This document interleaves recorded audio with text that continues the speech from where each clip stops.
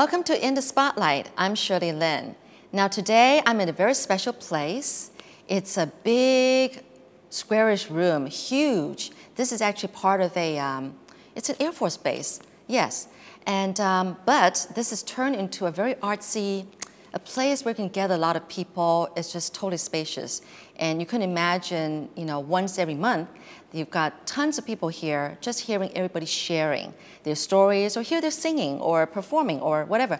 We'll learn more about that later. But please meet my guest. She is the director of the Red Room, and she is Roma Mehta. Hi, Roma. Hi, thank you for the welcome. You're most welcome. Yeah, I'm so glad that I can be here and to meet you in person. But Roma is from Calcutta, India, and she has been in Taiwan for 28 years.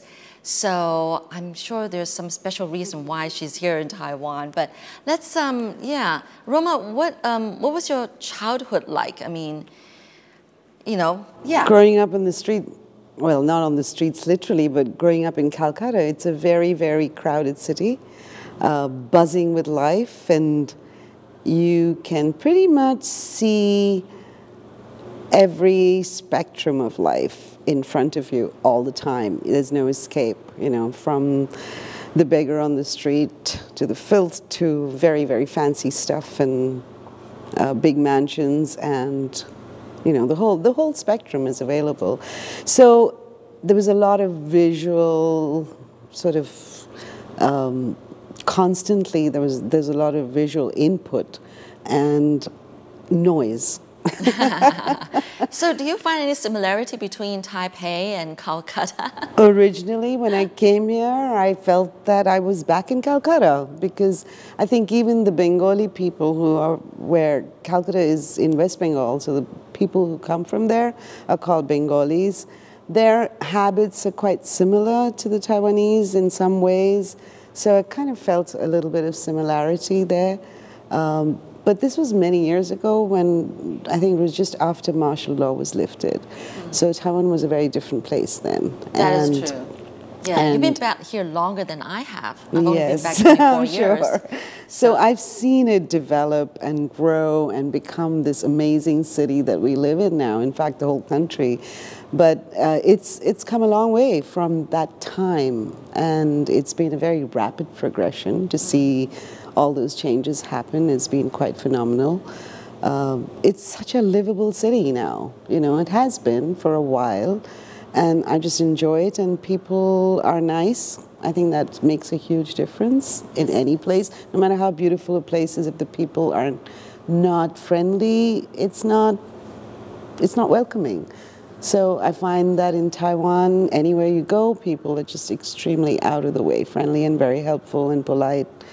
And so it makes it very livable and lovable. Oh, that is great. Well, we hear this a lot Yes. from foreigners that have lived here in Taiwan, or maybe didn't originally plan to live here, but then stayed on. So. Well, that's pretty much what happened to us. Really? Yeah. I just got to jump right in. I just don't know what brought you to Taiwan. Nothing. Nothing? Didn't come here as on design or by design. So you were originally as a tourist? No, not even that. We were living in Dubai, my husband and my daughter, who was then 2, and the three of us landed up here in transit on the way to Korea. We were supposed to go settle there. Oh, okay. Because of your husband's business? His job. His job. So we were in Dubai for about 5 years, and then he got this opportunity in Korea, so we were flying and we were transiting here because the same company had an office here. So they said, well, while your visa is being worked out, just come and hang out for a week and get to know the office. How nice. That was it. We never left. Wait a minute, you didn't even make it to Korea? No. Serious? Seriously. Now, I've heard similar stories, but yours is the most radical. But seriously? Mm-hmm. I mean, well, you guys just packed up and just left Dubai because you thought that you were going to move to Korea because of your husband's job. Correct. But then you end up staying here in because transit. They needed him here instead, they found, so we just stayed on. All right. Yeah. And and since then it's been 28 years. Pretty much, yeah. It was 87 December when we came. So. Okay. So then, well, what did that mean about life to you? Were you working then too, or just a housewife? Yes, I was actually. I was working in. You were working, okay. I used to work at an ad agency in Dubai, so I came here and found a job with an ad agency here. A really nice woman boss, and we got along really well, so it was fun. She spoke enough English for me to be able to work here with her. Oh, wonderful. So yeah, I worked with her for almost 5 years, and then I started my own company. Oh, in also advertisement? It's more print and design. Yeah, graphic design and print. So we don't really go into the media stuff. And then while with your husband and you working, what did you do with your daughter, 2-year-old daughter? Well, she went to a Chinese bilingual school during the days, so it was great. She loved it. She was really happy. It was a great place. So I kind of work, you know, till 4 and picked her up, but then it was fine. When he was born here, when Manav was born, Right, you're talking about your son. Oh, sorry, yeah. Right, your younger So when he child. was born, I basically stayed home and worked at home until he was old enough to go to school. I see. So what made you decide to put your children in local schools so that they learn the Chinese language as well as English, I guess, the other languages? Yes. So, yeah, you want them to, you were planning to stay here for good then. I mean, that you want them to master in the Chinese language. I guess you also speak fluently, do you? No, I have to say I'm very Oh, shame, poor. shame. I know. It's a lot to be ashamed of after saying it so many years. But yeah, it made sense to just get, you know, familiar with the language, the culture. And I think coming from India, I know very well for a fact that if you don't learn the language of a place, then you don't really get the culture. It takes longer to understand. So we thought, you know, might as well get immersed in it right away.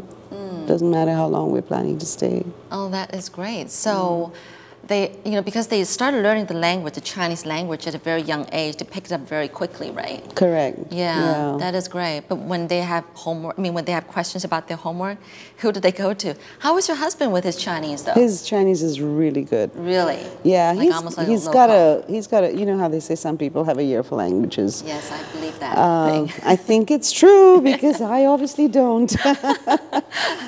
No, his Chinese is really good. So he picked it up in business. Just he didn't really study it, and he just picked it up. So, but he speaks about 7, 8 different languages. So, you know, he does have that ear, which I don't. Wow, that is great. That is great. So then, how was adjusting, you know, your life to Taipei? Though you were saying earlier that it's very similar to Calcutta, but I'm sure there's a lot of culture difference. How did you deal with that? I think it was, we were young, we were up for a discovery and adventure, so it was an adventure. You know, every weekend we'd drive out and discover new places and meet new people and travel the island whenever we could. I think it was really fun it was different, like I said, it was harder. There were no signs in English. Oh, back then, yeah. That's right. Yeah, so if you got lost, you got lost, you know. There were no MRTs, and there was no email. No, and there were no smartphones or no GPS. No smartphones, none of that. So it was a bit of an adventure. But you managed without really, I mean, I'm sure you have basic Chinese knowledge of, basic knowledge of Chinese language, so you could still get around even if you got lost. Yes, yes, yes. And you know, in the old days, people used maps. Yes. So you carried out a tattered map around with you of Taipei City. Something like that. Oh, the island. We traveled the whole island. You probably traveled more places than I have in Taiwan, really.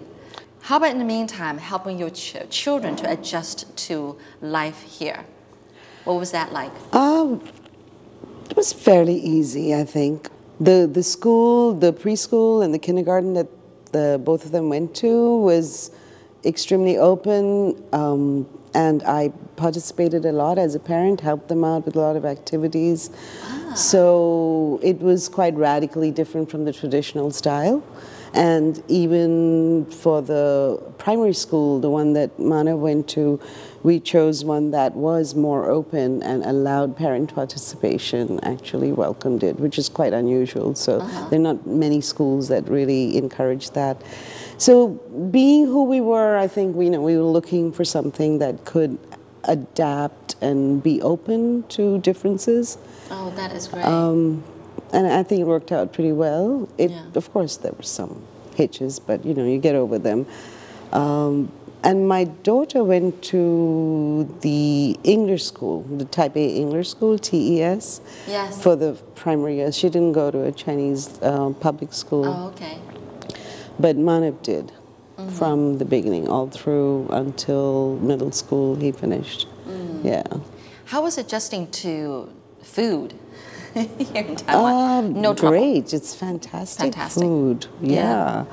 If the it's food your, is brilliant. your diet, you could pretty much, find things It's easily. a very balanced diet. I believe so. Yes. Yeah. So, and it's very nutritious and light, and I don't know what's not to like.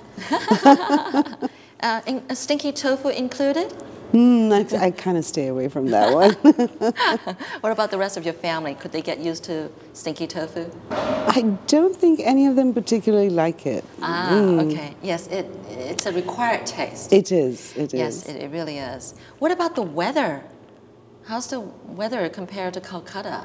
Pretty similar. Similar, huh? Humid? We're actually on the same latitude. And the only thing is that Taipei gets a little bit colder than Calcutta, never gets that cold. Yes, I think it's the humidity, the dampness that makes it we're colder. We're pretty humid in right? Calcutta too. Oh. Yeah. But the temperature doesn't drop. I mean, you got mountains here, we don't. We're on the bay. Yeah. So it's different. Oh. Yeah. So how often do you go back to India? A couple of times a year at least. Oh, a couple of times a year. Oh, that's good. You still have family over there, relatives and everything. Sure. Yeah. Did you ever convince them to come over to Taiwan? Oh, my parents used to come every year. Oh, wow. They'd come and stay, and they've traveled the whole island many times over. So they've been visiting quite often. My in-laws have visited a couple of times, and other friends and family have come occasionally, Oh. How much do you know about the, the population from India in Taiwan? I mean, are you in touch with them? And do you know how big of a population of people from India that are... when I first came, there was a pretty large population. Not anymore? Not so much anymore. Oh, why is that? I'm not sure. I never really looked into it. I know there were a lot of people in business before when I first arrived. A lot of trading companies, and I guess when things changed in Taiwan and it became more expensive, and a lot of the factories moved to mainland China. Yeah, that's a sticky issue. Yeah, that's when they all kind of exited because it wasn't their business wasn't being supported here, basically. Right. So after that, I've noticed in the last 15 years, I've noticed more professionals coming in, like they'd be affiliated to a bank or a big corporation. So you get more people who are, not really business type people, but more corporate professionals. So it's a smaller number, basically. Right. I think I understand that because of the time difference between India and here, that actually a lot of people are outsourcing their work, so that things that, I don't know, maybe it's like writing up a strategic plan or some kind of a computer program or something like that. Here, we send it over to India when it's just about the start of a new day, and they finish it while we're sleeping at night, and by the time we get up in the morning, they would have already finished the project and sent it over. So there's this whole, I don't know, how much you know about this, but apparently this is an advantage, I guess, to some enterprises. For sure. This kind of but outsourcing. Actually, I think that applies more to the U.S. Rather than Taiwan, because Taiwan and India only have 2.5 hour difference. But yes, in the U.S., definitely it works like magic. because we believe that people from India are smart people, you know, very, I mean, great at business and everything. Yeah, we know that you guys are a smart group of people, so it's always great to be able to work together. It's despite being, you know, on different parts of the world. So I think a big advantage is also the fact that English is not a problem. You know, I think that's one of the biggest perks, because you can talk to somebody who understands what needs to be done in the same language. It's kind of, I think, as far as Taiwan's concerned, that's been a little bit of a drawback, because not a lot of people communicate in English or use it as a professional language so much. So I think it's easier to deal with India for other countries as long as English is the common language. That is right. Well, Taiwanese people need to improve more in their English. I mean, so much that Taiwan wants to be globalized and all that kind of stuff. But I think English is a thing, you know, sort of like a starting point to, you know, gradually working towards globalization for Taiwan. For sure, and I think that's one of the big advantages, or I wouldn't say advantage, I think that's one of the big perks that you get out of being part of the Red Room community, because it's a very, as I mentioned to you earlier, it's a very non-judgmental space. So people can come and try to communicate with others in English, and it's very casual. It's not threatening, and you get to meet international crowd, and it's easier to mingle, and you don't feel so self-conscious doing it. That is right. So I think that's been one of the big things that I've noticed, and I know Chuping is very. He speaks about it a lot at every Red Room, and he encourages the younger generation to be bold and come to the Red Room and mingle and meet others and speak in English and practice. And you know, he thinks it's a really good way to develop that skill. Sure. Well, now that you mentioned about Red Room, we're going to talk about that in just a minute, but we're going to take a break before we continue. Okay? Okay, thank you.